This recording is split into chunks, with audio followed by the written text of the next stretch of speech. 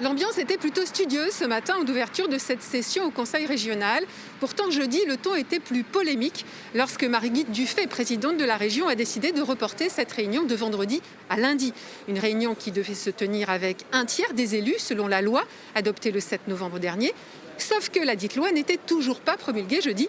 Et pour la présidente, il n'était pas question pour autant, même si c'était possible, de faire venir tous les élus au sein du Conseil régional. On évite partout les rassemblements, on évite tout ce qui peut être constitutif de clusters et on se réunirait à 100 dans un endroit qui est quand même, bon, il est ventilé et on va faire en sorte là d'avoir des pauses régulières pour améliorer encore la ventilation, mais à 100, non, ce n'est pas responsable. L'opposition a aussitôt profité de cette décision de reporter la session de 4 jours.